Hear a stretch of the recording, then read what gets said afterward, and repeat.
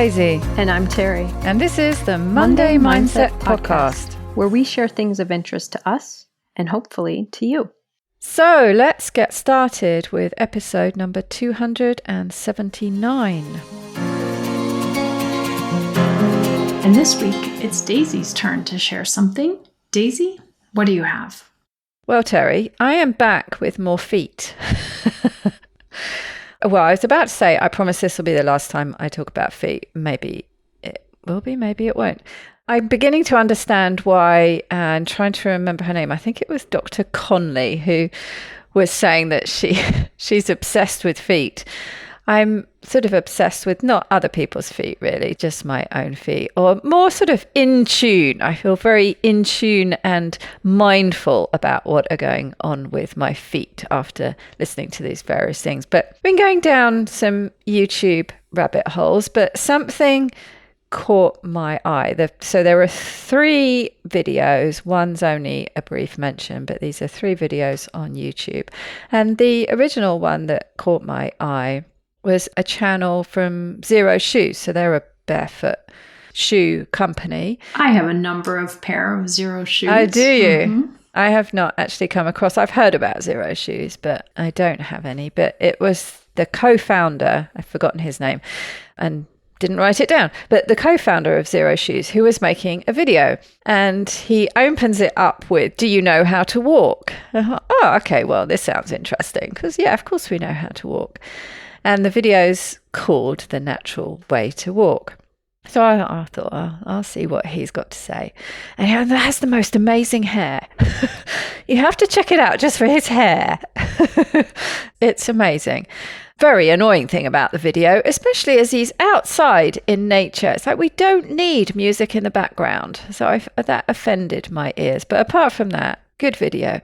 And it's one of these things that you do need to try out what he's saying and go and watch the video. I will obviously tell you the things he said, but you have to watch it and sort of do it along with him to really see what he's talking about. And doing it barefoot really brings home the things that he's talking about. So you've got to get barefoot, even if it's just on your carpet, Terry. I know you get squeamish about doing things barefoot. He's saying there are 2 main principles of natural foot movement: where your foot lands relative to your center of mass. And he tells this story about David Sedaris, who apparently he lives in France, and he was accused by his French friends of walking like an American. And what they meant by that is that he throws his foot out in front of him. So he strides forward. And I think, a lot of us do this. We stride forward. We think about putting that best foot forward. We take strides. There are all these phrases, aren't there? And a lot of us do this. So he threw his foot out in front. So he's landing in front of his center of mass. And there are lots of problems with this. The first one is that you're overusing your hip flexor, or you're using it in the wrong way, which he does go on to talk about. Therefore, you're putting more stress than necessary on your hips, and especially as you get older, it's not something you necessarily want to do, or at least not to be doing it in the wrong way. You're overweighted when you overstrike, which is what it's called. One of the problems with this is that you're committed when you walk this way, and so it's hard to pull back if you tread on something that's painful. Whereas if you're walking more naturally, it's a lot easier to step away from that. So you're less likely to hurt yourself if you tread on something nasty. Think of Lego bricks. The other thing is that you're putting the brakes on with every step. So the force comes back up and backwards. You're much more likely to slip backwards on ice, for example. So if you're pushing that forward, think about it. And I learned about this from somebody else. It was talking about going downhill, that you it's best actually, it feels counterintuitive, but you kind of lean into going downhill and you're less likely to fall. So there's that. And then the other thing is that you will, just by virtue of walking like that, you'll heel strike, and the spike of that force goes up through your joints. He says there's a huge debate, especially in the running community, about where you fall on your feet, whether you heel strike or whether you more towards the front of your foot. He says that's not what I'm talking about. He says, but if you hard heel strike, you're striking right on the back of your foot and on the bone. Not the base of your feet, and you need to be landing on the base of your feet whether it's the heel, whether it's the toe, whether it's the midsection, doesn't matter. You have fat pads on the bottom of your feet, and they're there for a reason, and that's to cushion when you're walking. So you need to be landing on those, not on the bone at the back. So he says, got 3 hacks to help with this. Wear some zero drop shoes. Whatever they are, not necessarily his, even something like Crocs or Converse type shoes, whatever, but ones that keep your feet flat and are not tipping you forwards. You're more likely to overstep and overuse your hip flexors, as he says, because they're pushing you forward. You're leaning forward. The second hack is to lean forward a bit from your ankles.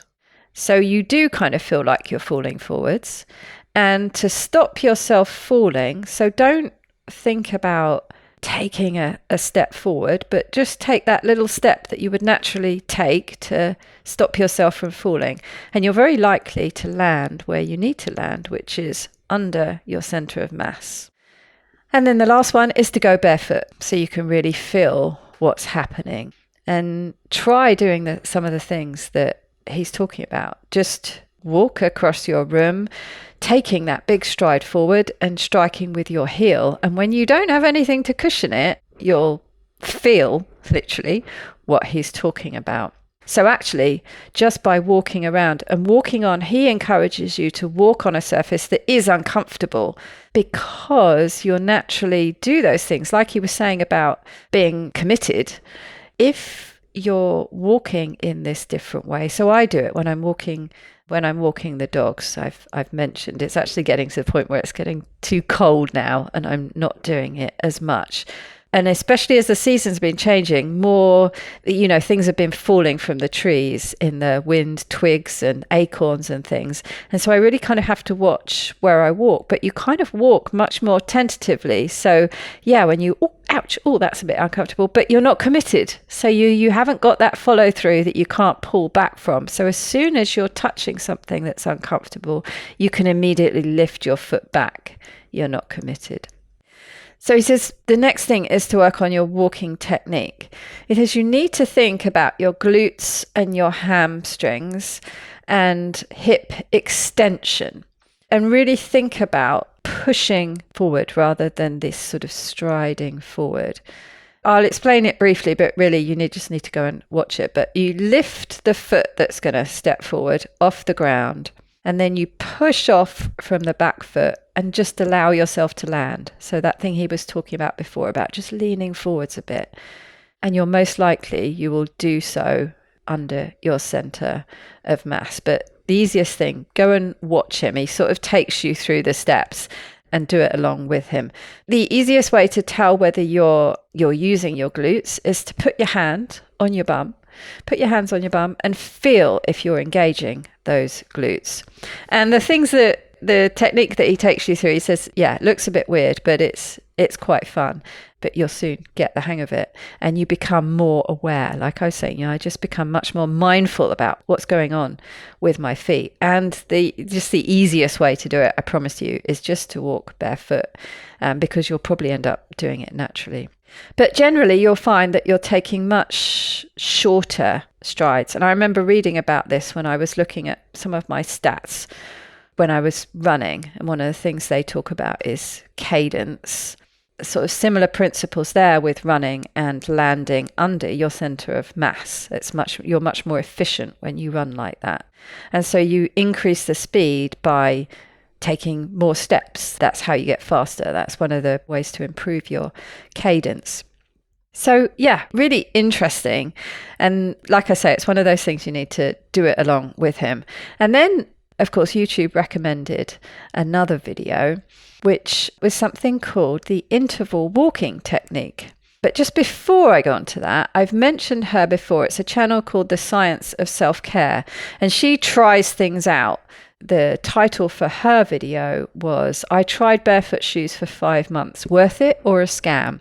And like with all the videos about barefoot shoes, they go through what they are, what they're supposed to do, blah, blah, blah. So I mostly just skipped through, and she went to a podiatrist and learned from them and tried some different things on, including those hideous ones with the toes. But then at the end, which I skipped through, is her sort of feedback on what she was going to do going forward. And she was very much, part of her look are these sort of real chunky heeled shoes, like lots of boots with these big chunky heels. So she was up on heels and obviously really quite a long way from the floor. And, you know, she loved those kind of shoes, and that's what she lives in. And after trying them out, she wore nothing but barefoot type footwear for the 5 months. She said, oh, there's no going back. She said, I'm absolutely sold on this. I feel so much better. And she goes through all the advantages that she's found. She says, I won't be throwing these chunky boots out, but they'll very much just be for, an aesthetic when I'm going out for an evening or something.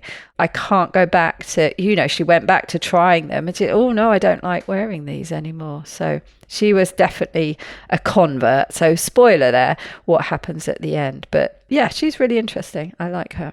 But this other video, a guy called Dan Go, and he starts off with this whole 10K steps a day. And I've mentioned before, it started off as a marketing strategy for this new gadget that measured your steps. And that's how it was set originally. And I know there's been a lot of research since then. But there's this new, well, I don't know how new it is actually, but this Japanese technique called interval walking technique, which is exactly as it sounds.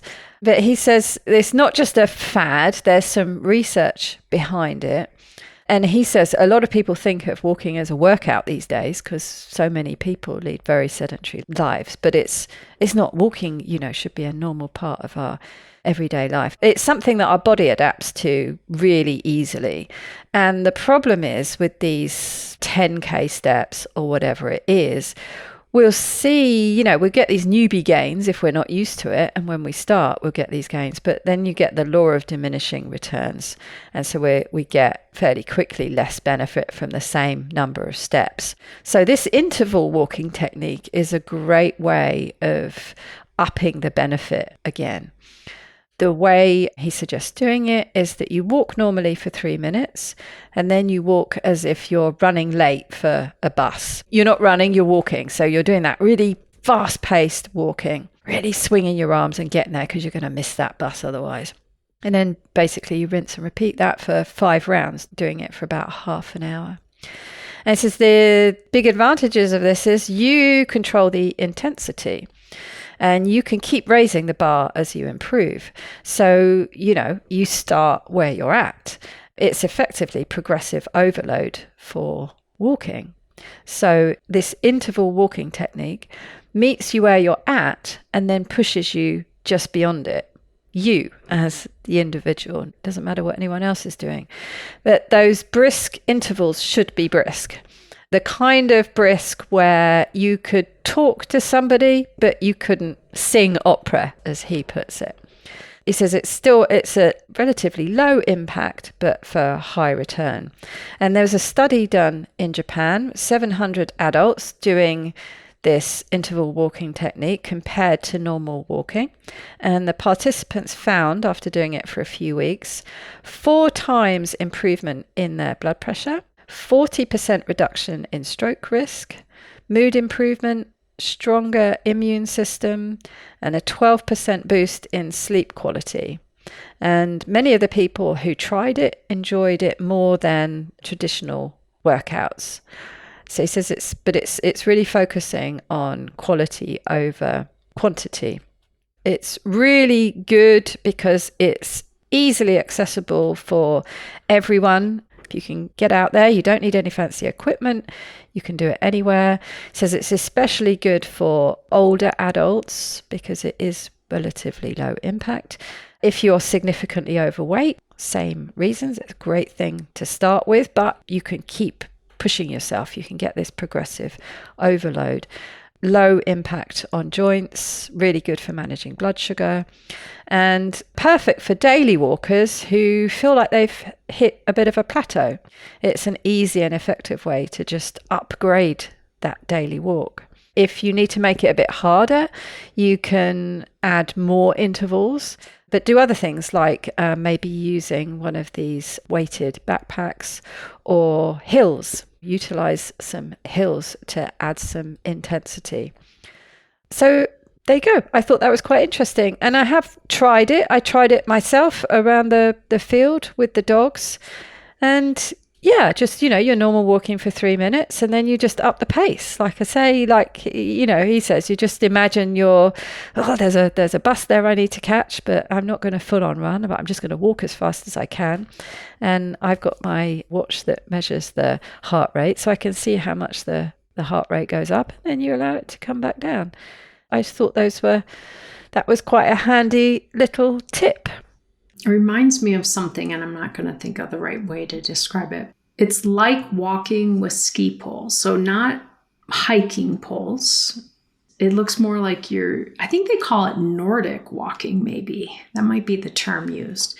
It looks like kind of a fitness trend here in the US recently, and I'm sure it came from somewhere else since it's Nordic. But I've been really interested in it because of the low impact nature, but the intensity. But now I'm going to have to, if I want to do that, I'm going to have to figure out how I'm walking correctly or incorrectly first. Yeah. That's why I thought it was a nice follow-on. I thought that worked really well. I also had to kind of wonder, as you were talking from the first video, like, why is it that we Americans walk weird? Why did this person's friends say he walked like an American?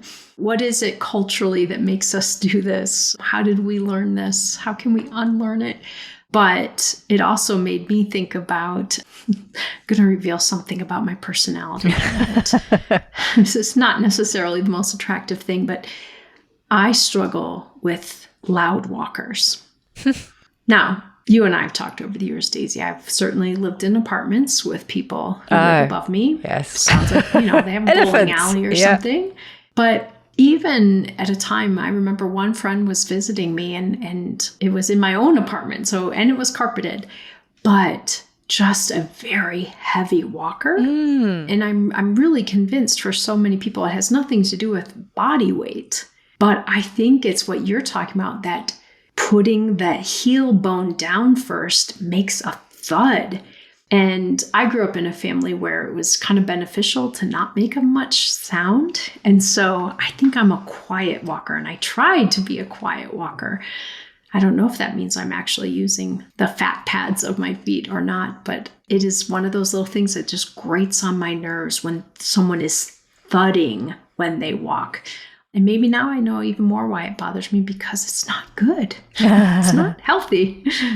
Yes, no, that's definitely a thing. I can tell as a woman who lives upstairs and her teenage daughter, and I know which one it is who's going up and down the stairs. And yeah, it's not about body mass, because the daughter is much smaller than the mother, but she's like an elephant. She stomps up and down the stairs and stomps around, whereas the mother is a very light walker. So yes, that is quite interesting. I hadn't sort of thought about that, but yes, I mean, really try it. Like I say, because especially in the summer, I walk around barefoot all the time. And when you do that, you kind of just naturally tend to walk the way he suggests. But try it. I was doing it as I was outside. I was doing that really, big stride forward and landing right on the back of your heel. And it was, oh, ouch. Yeah, that is not comfortable. You feel the jarring up through your joints. But then I thought, yeah, if I had some really cushioned trainers with a thick sole, I would not feel that at all. And you kind of naturally feel that, don't you? If you're wanting to get to something that you're late for, you think it's all about taking those bigger strides. It is a kind of natural instinct that a lot of us fall into. But yes, try doing that without those cushioned shoes on, and you'll soon see why it's not a very good idea. Well, it's also interesting to me then, as you just said that maybe that's partly why there is such a market for those overly cushioned shoes because we're not walking properly. And I am a big believer in we don't generally need the highly cushioned sneakers and other shoes, but it makes more sense why we have turned to them if we are used to walking, hitting hard on that bone. Very interesting. Well, and it's chicken and egg, isn't it? The shoes kind of potentially train you to walk a certain way and then vice versa. And it's only when you take that away and you realize what you're so used to doing, but because it's being cushioned, you don't realize it anymore. And it's only when you strip that back and you walk without them that you realize. So now I'm going to have to go watch the video and go do some walking experiments. Yes, definitely. And if for nothing else, you just have to go and check out his hair. He has just the most amazing hair. I'm not even going to try to describe it. It's beautiful hair. I think I've actually seen him before because, as I said, I've purchased several pair of Xero shoes. So I often go to their website and check things out. So I think I've seen him doing videos for their shoes. Yeah, it was a really informative video, and it wasn't salesy at all. I mean, to be honest, apart from the fact that he mentioned at the beginning that he was the co-founder of Xero Shoes and it's written there as the channel name, you wouldn't have known. So yeah, check it out. My first pair of Xero shoes, I think I've had at least 3 pair of them now. They are I have a pair right here. They are sandals. They're very flat, and there's a pair that's even flatter than these, but they show people on the website running in these. Oh yes, you mentioned that before. That looks worrying. It's maybe 1/3 of an inch thick, but yeah, I have done a lot of walking in these and they have been very comfortable, but now I'm going to have to go check this out. Yeah, I get very used to it. It's getting to that time of year, as I said, it's just getting too cold for walking barefoot. And it's a bit like the transition as well from living in shorts for the whole summer and the sort of the weird feeling of long trousers again and putting your feet back into shoes. And yeah, it feels like everything's getting a bit constrained again. So yeah, I think I have loads of shoes in boxes that are yet to be unpacked, and yeah, I can't imagine ever going back to wearing anything more than just from an evening out or something where I wanted a particular look. But even then, heels and narrow toe boxes and things, no, not really interested in those anymore. Absolutely. So I'm a bit of a convert too. I was also struck by, and I don't know enough about skiing to even be able to guess why, but it's interesting. Some of the things you talked about with walking properly are also things that you do in skis. One way you don't fall down when you're coming down the hill is you do lean forward. But what is the least intuitive way to come down the hill? Leaning forward. You want to lean back. You want to lay down on the mountain. And that's actually much more likely to. That's right. That's right. Even just the bend from the, bending forward at the ankle is a natural position in skiing. So right. It's interesting, the parallels with those two activities. There you go. Get your shoes off and do some barefoot walking along with him. Do his funny, silly walk. I love it. And envy his hair. Okay, so until I see you next time, I hope you and everyone at home has a very wonderful week. Take good care, everyone.